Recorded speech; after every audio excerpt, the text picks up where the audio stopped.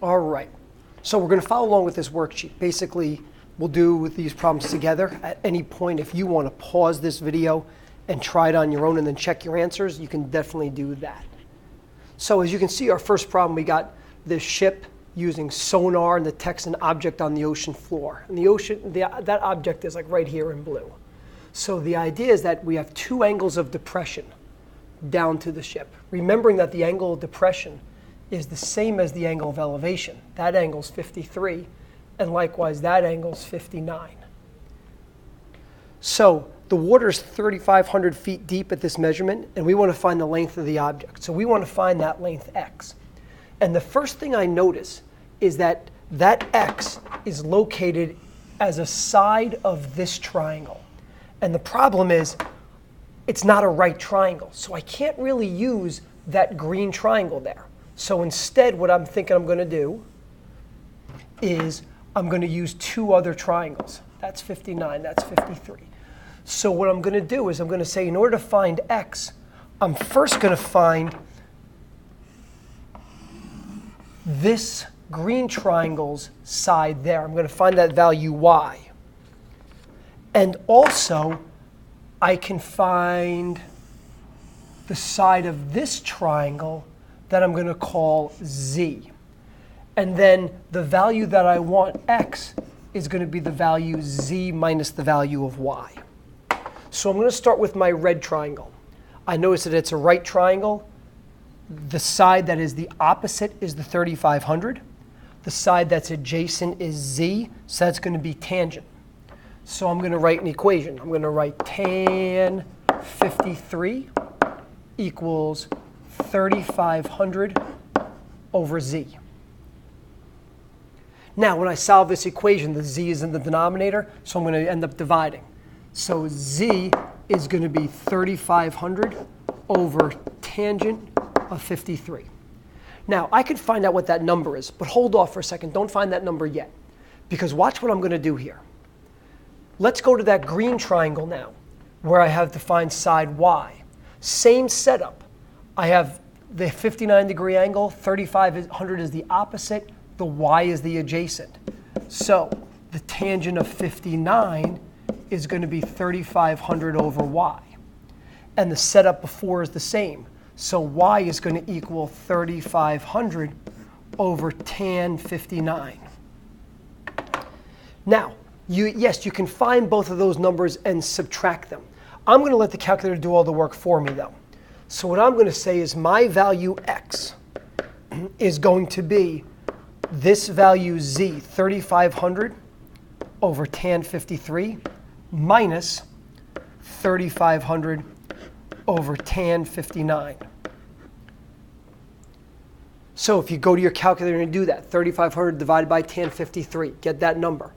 From that, subtract the other number, 3,500 over tan 59. We get that x is about 534.427, blah, blah, blah, blah, blah. And it says, what's the length of the object? Let's assume it's to the nearest foot. So we'll say 534 feet. So notice that in this problem, what we did was we created two different triangles, found the missing sides for those two triangles, and then subtracted those lengths to figure out the value of x that we wanted. Let's move on to number 2. So you ever sit in the front row of a movie theater? The reason why it's so hard to see the movie is because your viewing angle is great. So the viewing angle here that we want is that. What's the angle to the bottom and the angle to the top? How big is that angle right there? Well, again, that angle is part of an angle, or it's part of a triangle that's not a right triangle. So I can't really do any right triangle trig with it. But thinking again, I have that green triangle. Let me call that angle y in there. And I have this red triangle, the whole big one there. Let's call this whole angle z. So similar to before, I'm thinking if I want to find the measure of angle x, let me find the angles of, or the measures of angles y and z and subtract them. That's my plan. So let's write some equations. I'll take my big one first. I'll find the angle for Z. So let's see, based on angle Z, the opposite side is going to be 40 plus 12, which is 52. 52 feet all the way up. The adjacent is 25. So let's say that the tangent of angle Z is 52 over 25. So that means that angle Z is the inverse tangent of 52 over 25. Again, let's hold off on determining that in the calculator. I'm going to let the calculator do my subtraction for me. If I would look for angle Y now, the tangent of angle Y, in my green triangle, the opposite side is 12 and the adjacent is 25. So then angle Y equals the inverse tangent of 12 over 25. Okay, so now I'm looking for the measure of angle X. So the measure of angle X is going to be angle Z minus angle Y. So that's going to equal whatever the inverse tangent of 52 over 25 is, subtract inverse tangent of 12 over 25. So as we figure out that number, it's about, looks like about 38.7 degrees. So let's say that the viewing angle then is a 39-degree viewing angle. That angle is a 39-degree measure. Continue on to the third one. Try it on your own if you want. Just pause the video or follow along with me. So we got a ship heading towards a lighthouse, and we want to know the distance that the ship traveled from point A to point D. So that's that value X. Again, side X is not in a right triangle. So I'm thinking I might call this side Y the one that's in the right triangle. And then Z is my whole length here. So I got this big right triangle with the 7-degree angle. And then I got the smaller right triangle with the 16-degree angle. So I'll first find the value of Z. Z is the adjacent side, 125 is the opposite. I'm using tangent. So tangent of 7 is going to equal 125 over Z. So rewriting that is going to be Z equals 125 over the tangent of 7. If I do the same thing for the value Y, now I'm using 16 degrees. So tangent 16 is 125 over Y. So Y equals 125 over the tangent of 16. So now if I want that value X, I got to subtract them again. So is it always subtraction? I don't want to say it's always going to be subtraction. Like in problems like this, it is. Who knows, maybe you got to add to find a measure. But just keep in mind what you got to do to get the measurement. In this case, like the previous one, it was subtraction. So if I go and I do the 125 over tangent 7, and I subtract 125 over tangent 16, I go to my calculator, I figure that out. That gets me to about 582.116 and some other numbers. So rounding that to the nearest foot, 582 feet. There's our answer for that third one. 2 more to go. 2 more to go. Now this one's a little interesting. It's very similar to the last one, but there's a couple little tweaks in it that we got to be aware of here. A couple little tweaks going on there. So the first thing you notice is that the front of the boat is 1.5 feet above the surface of the water. So if I think about that going across here, what that's going to do is that's going to change this opposite side.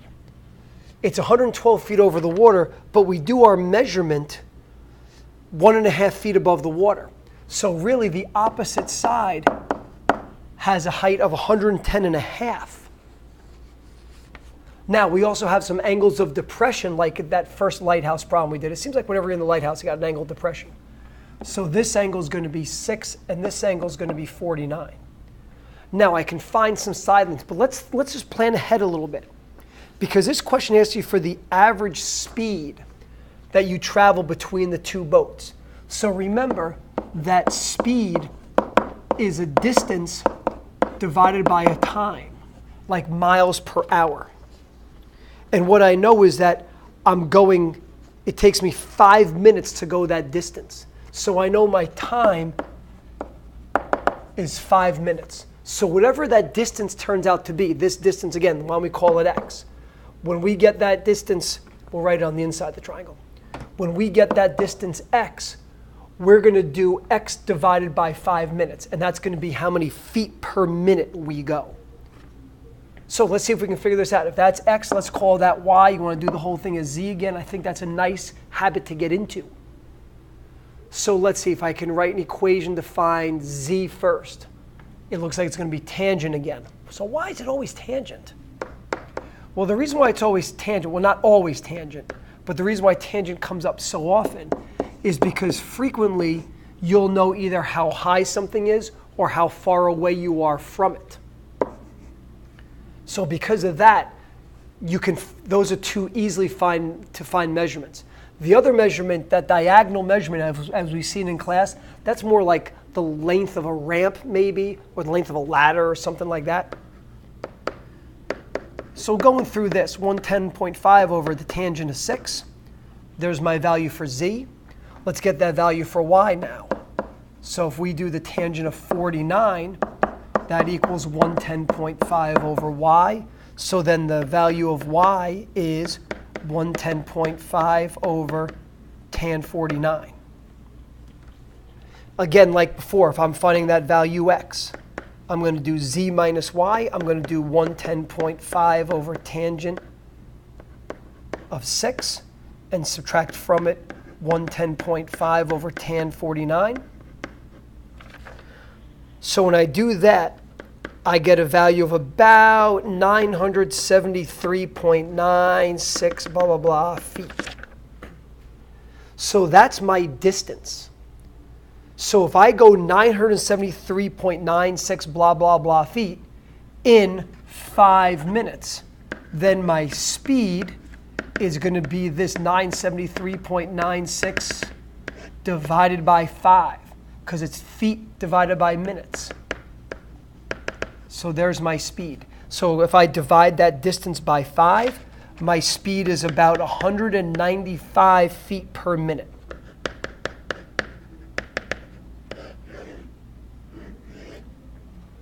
Not a bad question there. A little extension. I mean, I think finding this value x, finding that 973 is pretty straightforward by now. So you do a little twist. You find a speed on it. Not too bad. All right, we got one last one here, and it might look pretty familiar to you. So this time we're looking to figure out the height of that little tower that's on top of the building. So here's our satellite tower. We want to find out what that height is. Let's call that height x. We can probably determine the height of the building y. We can probably determine the whole height. Let's do that thing again and call it z. And let's see some things that we got. So if I look at the big triangle first and find the value of z, my angle of elevation is 38 degrees. So let's write an equation that says tangent of 38 equals the opposite side over the adjacent side, 250 meters. So again, rewriting that equation, now the variable's in the sky, so we multiply. So z equals 250 times the tangent of 38, whatever that value comes out to be. Finding the value of y now, the height of the building by itself, we'll use our 29-degree angle. Tangent of 29 equals y over 250. So 250 times the tangent of 29 is our y value. Again, we want that x value, so x is going to be the z value minus y, whatever they were. So in my calculator, I'm doing 250 tan 38 minus 250 tan 29. And if I pop it into the calculator, I get a value of about 56.744. And it asked me to go to the nearest meter. So let's say our answer is 57 meters. So hopefully this video helped you out. Hopefully you're throwing some guys around and you're beating up on people and you're qualifying for Worlds. If you qualify for the Worlds, I will travel to the Worlds to watch you wrestle. So good luck, man.